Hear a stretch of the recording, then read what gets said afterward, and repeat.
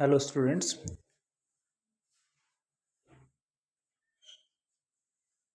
तो आज हम शुरू करेंगे कंट्रोल एंड कोऑर्डिनेशन चैप्टर।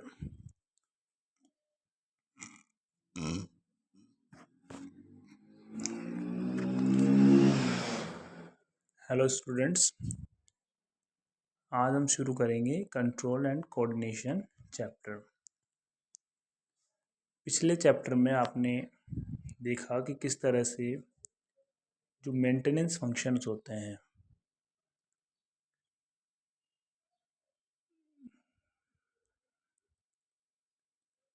जो मेंटेनेंस पिछले चैप्टर में आपने देखा कि किस तरह से जो मेंटेनेंस फंक्शंस होते हैं उनमें जो लाइफ प्रोसेसेस हैं, जैसे कि डाइजेशन, रेस्पिरेशन, एक्सक्रीशन, ये सारे लाइफ प्रोसेसेस किस तरह से इन्वॉल्व होते हैं लिविंग ऑर्गेनिजम्स में।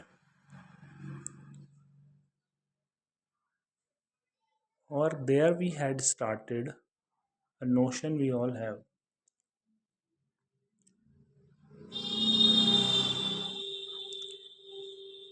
In the previous chapter, we looked at life processes involved in the maintenance functions in living organisms. There we had started with a notion we all have.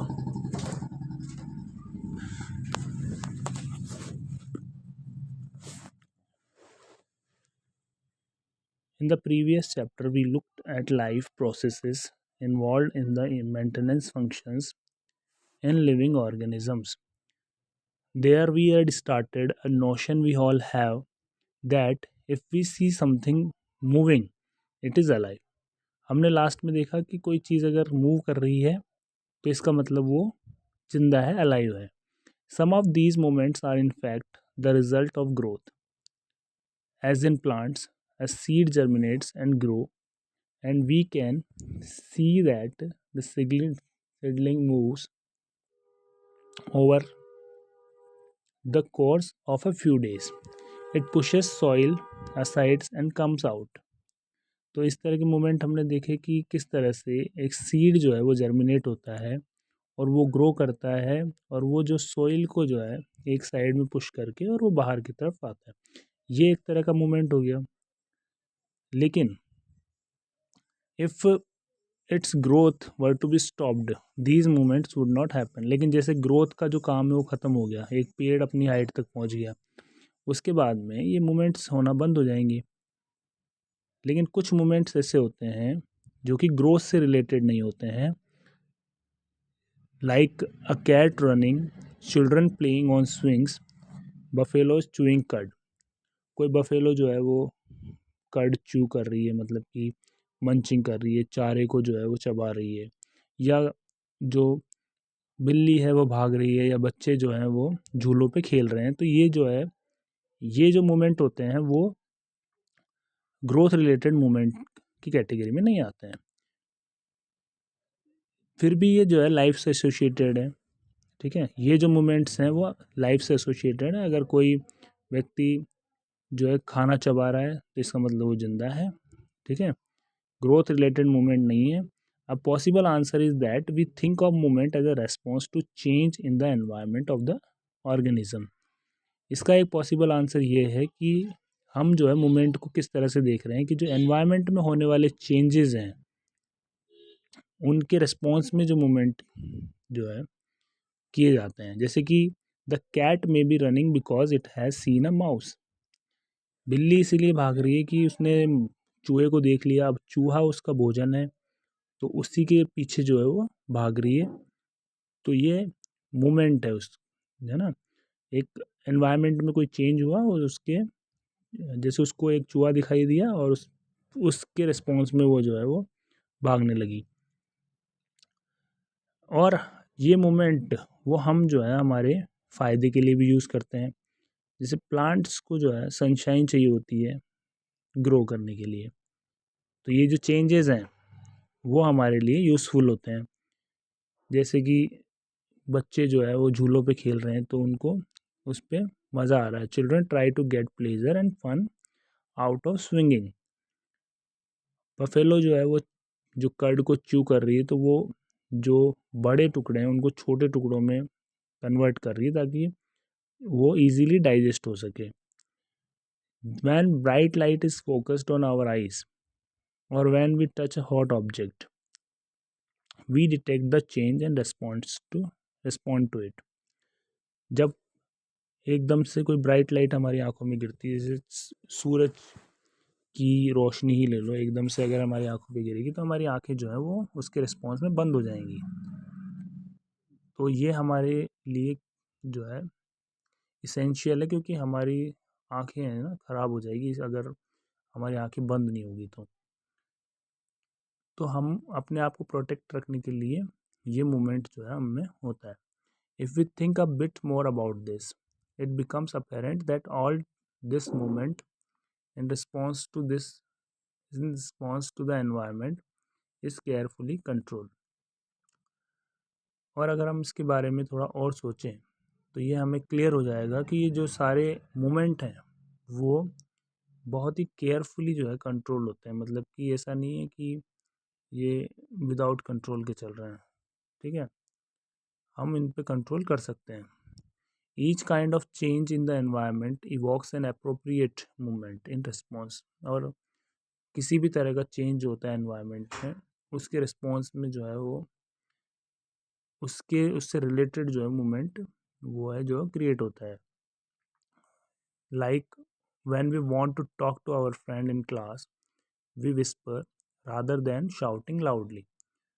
तो जैसे carefully control का मतलब है कि अगर हमें लगता है कि यहाँ पे बोलने से कोई प्रॉब्लम होगी, जैसे कि क्लास में अगर तेज़ बोलने से कोई प्रॉब्लम होगी, तो जो बच्चे हैं वो धीरे धीरे बोलते हैं.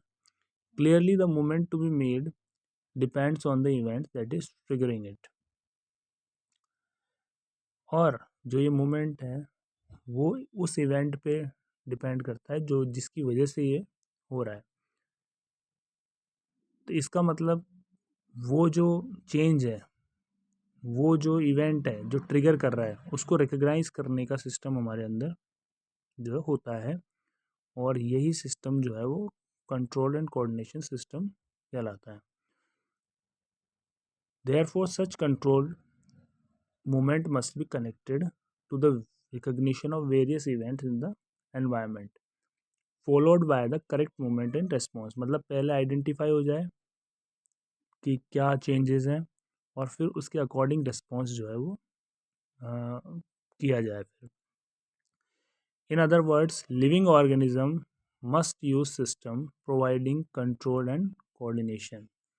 दूसरे शब्दों में इन अदर वर्ड्स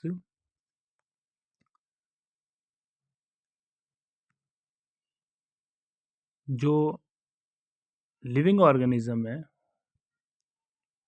उनमें जो है एक सिस्टम होता है जो उनको कंट्रोल और कोऑर्डिनेशन प्रोवाइड करता है.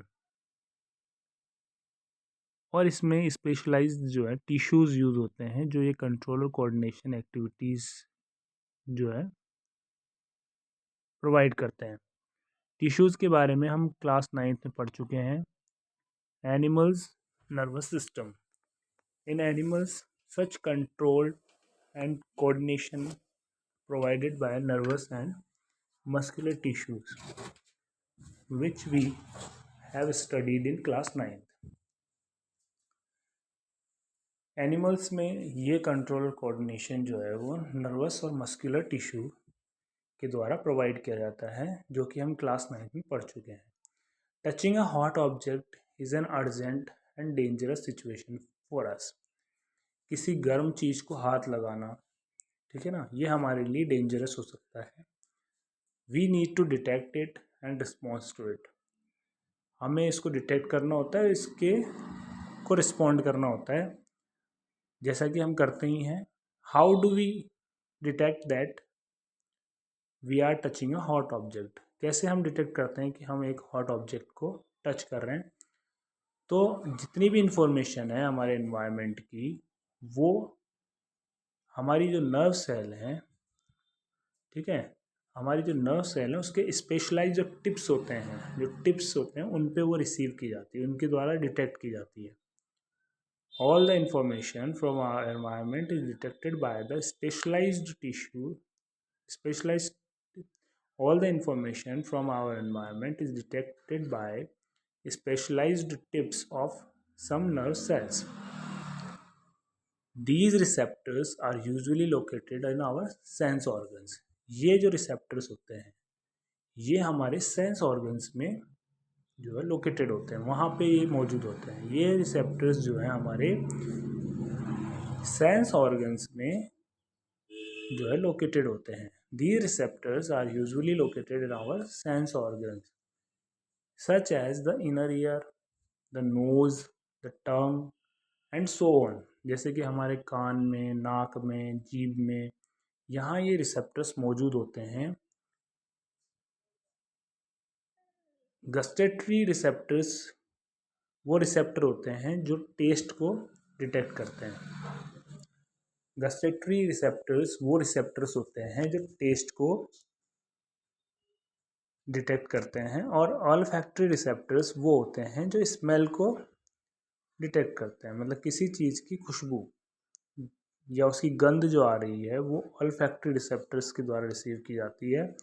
टेस्ट किसी चीज़ का किस तरह का है वो गस्टेटरी रिसेप्टर्स के द्वारा डिटेक्ट किया जाता है। This information acquired at the end of dendritic tip of a nerve cell sets off a chemical reaction that creates an electric impulse।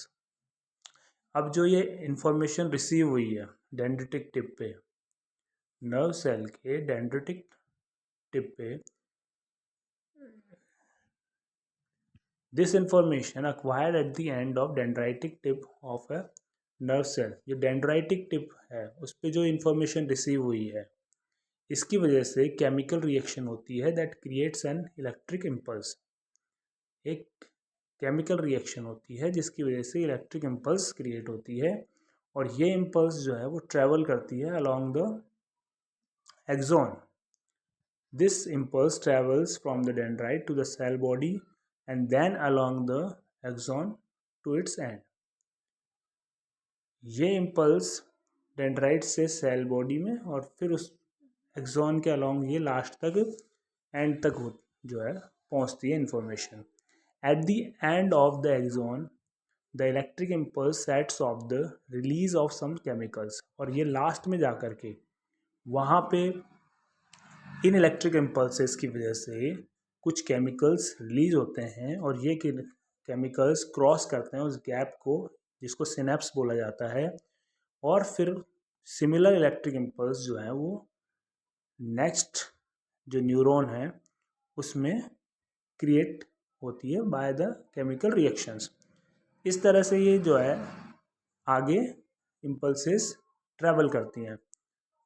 This is a general scheme of how nervous impulses travel in the body. A similar synapse finally allows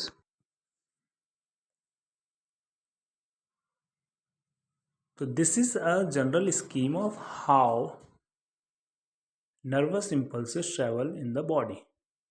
A similar synapse finally allows delivery of such impulses from neurons to other cells।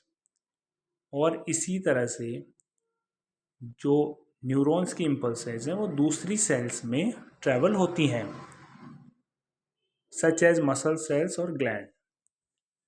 It is thus no surprise that nervous tissue is made up of organized network of nerve cell और neurons। तो इसीलिए इसमें कोई surprise नहीं है कि जो nervous tissue है वो नर्व सेल के नेटवर्क से ही बना है, और नर्व सेल के नेटवर्क से बने हुए नर्व टिश्यू का यूज़ होता है जो इंफॉर्मेशन जो डिटेक्ट होती है बाहर से, ठीक है, उसको एक पार्ट से दूसरे पार्ट तक पहुंचाना। And it is specialized for conducting information via electric impulses from one part of the body to another। अब इसमें अगर हम देखेंगे डायग्राम में तो यहाँ पे कहाँ तो इन्फॉर्मेशन रिसीव हो रही है, कहाँ ये ट्रैवल हो रही है, और कहाँ पे लास्ट में जा कर के जो है नेक्स्ट जो सेल है उसके लिए आगे केमिकल सिग्नल जो है वो उसमें कन्वर्ट हो रही है। देखो यहाँ पे सबसे पहले तो जहाँ इन्फॉर्मेशन अक्वायर हो रही है वो डेंड्राइट है, यहाँ देख सकते हैं आप।